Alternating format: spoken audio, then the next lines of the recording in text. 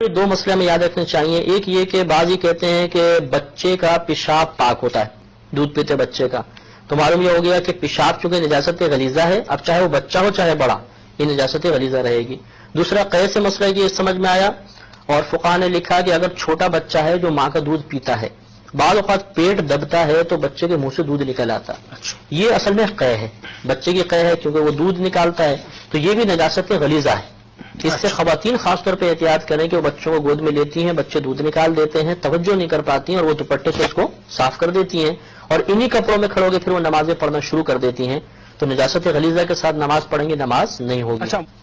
اگر بچہ کوئی دودھ نکال دے تو یہ بھی نجاست غلیظہ میں شامل ہوتا ہے. کھانے میں بال گر جائے تو کیا حکم شرع ہے؟ دیکھیں بال کوئی ناپاک چیز کوئی ہوتی ہے، پاک ہوتا ہے، ٹھیک ہے. اگر سے ٹوٹ بھی جائے سر سے تو پھر بھی پاک ہوتا ہے. اگر یہ کھانے میں گر جائے تو یقیناً طبیعت کراہت محسوس کرتی ہے، لیکن اس کو پھینک نہیں سکتے آپ، بس بال نکالیں اس کو علیحدہ کر دیں. کھانے کو نہیں پھینک سکتے کیونکہ یہ نعمت کو ضائع کرنا ہے.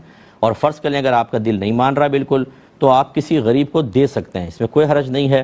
اور ضائع کرنے سے بہتر ہے کہ اس کو بتائے بغیر آپ دے دیں، اس کے لیے تو ایک نعمت ہے، کوئی حرج نہیں ہوگا. اور آپ گناہ گار بھی نہیں ہوں گے کہ جی خود نہیں کھا رہے اور دوسروں کو دے رہے ہیں، کوئی اس میں حرج نہیں ہے. بعض چیزیں ایسی ہوتی ہیں کہ انسان کی طبیعت اس کو لائک نہیں کرتی ہے، وہ بھی تو ہم دے دیتے ہیں.